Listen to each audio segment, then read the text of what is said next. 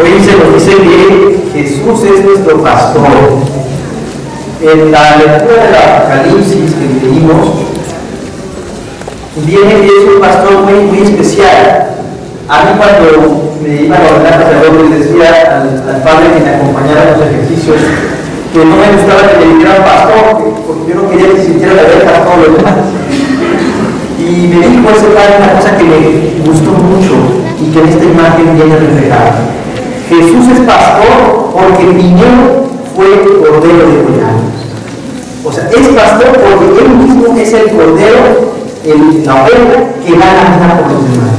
Y porque es así, entonces él puede ser el pastor.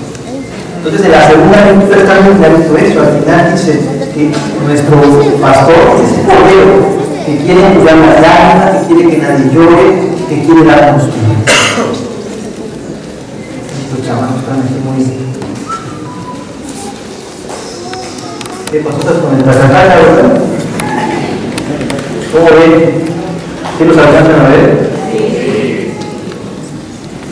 ¿Creen que ellos oigan o escuchen? ¿Oyen igual? ¿Sí escuchan? ¿Se escuchan? Ah, estamos en misa.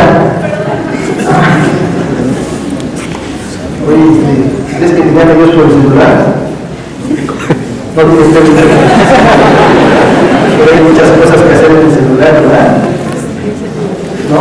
Estamos en todos menos en misa. ¿Ya les llegó la tarjetita? No, acá falta, ¿verdad?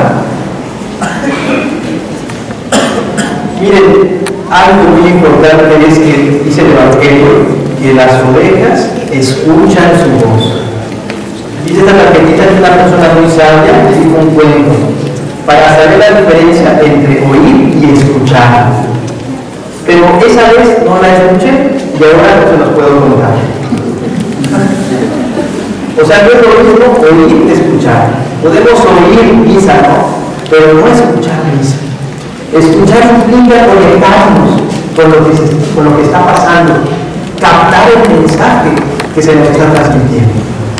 Y entonces la primera lección que nos da Jesús hoy es que hay que escuchar. Podemos estar en misa, pero en todo menos en misa, ¿verdad? Podemos estar en la vida, pero no escuchamos, no captamos esa voz del buen pastor. Y es maravilloso. El buen pastor, Jesús, nos llama, nos habla constantemente, pero hay que escucharlo. A veces estamos con tantas cosas como es con el Nacataca, no estamos con el celular, que no captamos el mensaje. No tengo nada en contra del Nacataca, porque a veces en el celular viene el mensaje de Dios también. Cuidado, eso es un medio de comunicación. El problema es cuando eso nos aísla, nos embebe, nos quita de lo esencial. Dios nos habla, ¿cómo nos habla? ¿Cómo nos llama?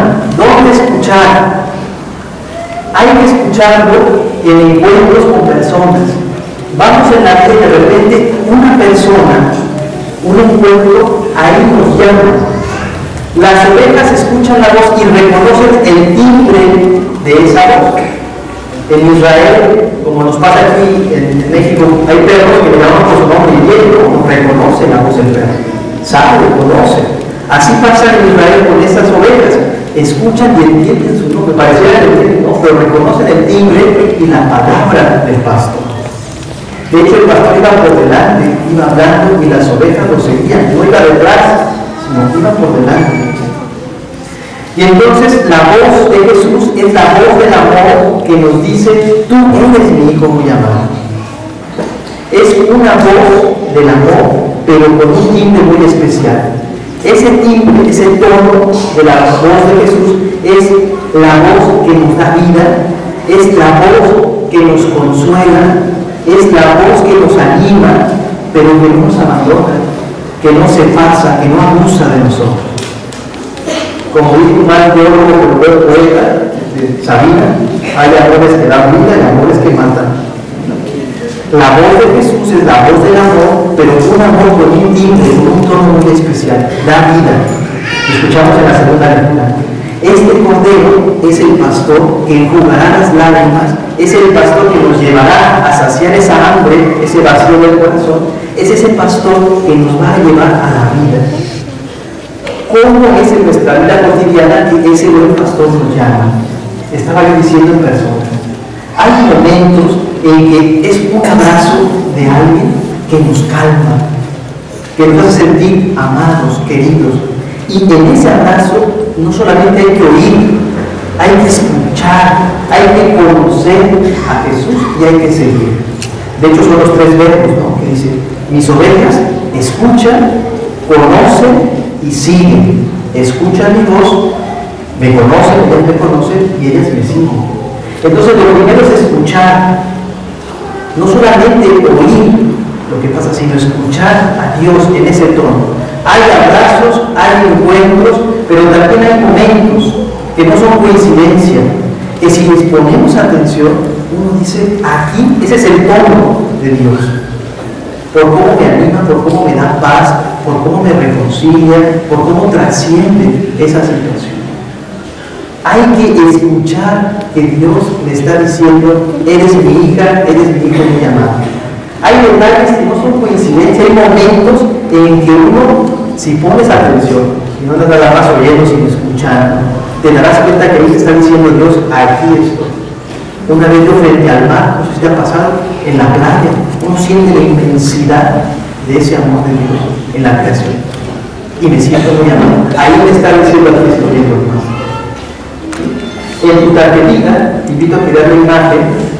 Jesús, de alguna manera, es como ese cordero.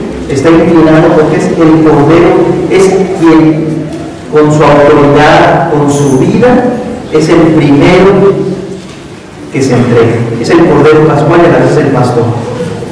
Jesús a veces nos dice a esto abrazándonos, como ese borreguito que va en sus brazos, ¿no?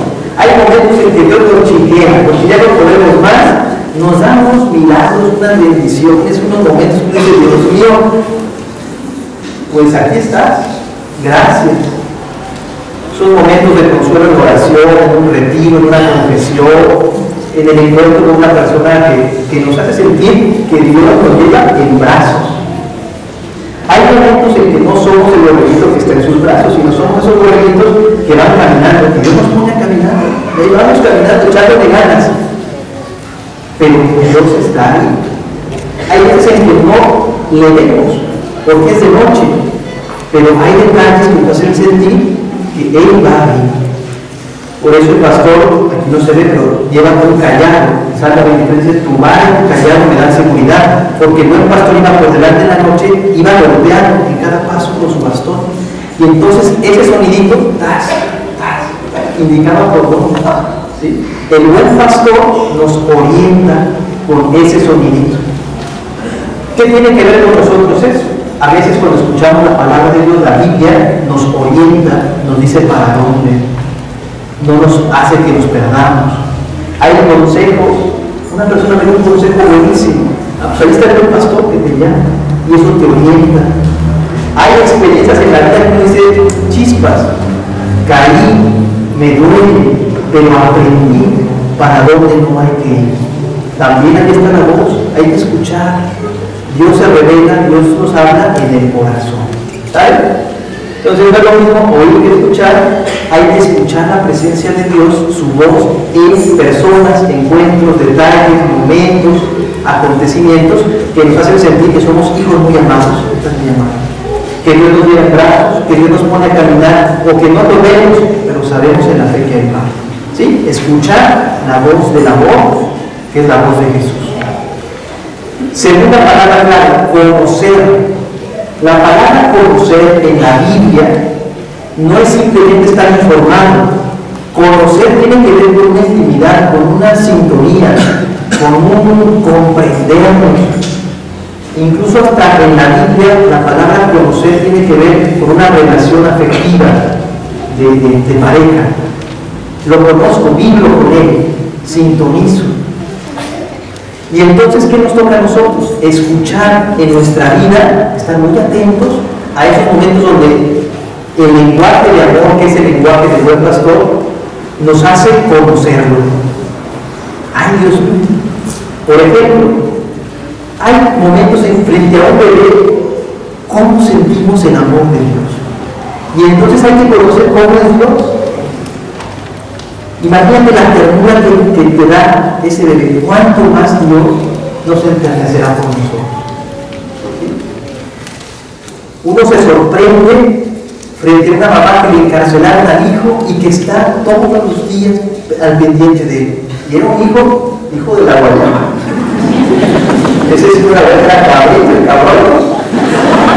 Pero su mamá siempre está. Yo un día veo esa escena y me impacta. Ahí está el buen pastor llamándome. Si yo no escucho, no me doy cuenta. Me toca conocer. Si una mamá limitada puede estar al pendiente y querer siempre buscarlo, ¿cuánto más papá Dios nos querrá, mamá Dios? Un montón.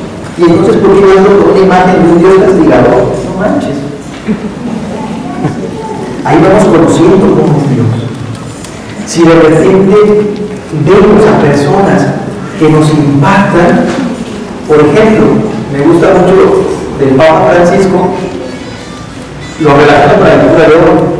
Dice que en la segunda lectura que el Cordero es el que tiene el trono, el poder, y Él es el que nos va a ayudar a dar de comer y a llevar los pasos. Bueno, el Papa Francisco un día sale de su habitación hace poquito. Sale de su habitación y se encuentra un guardia suizo ahí muy firme, ¿no? Afuera del cuarto.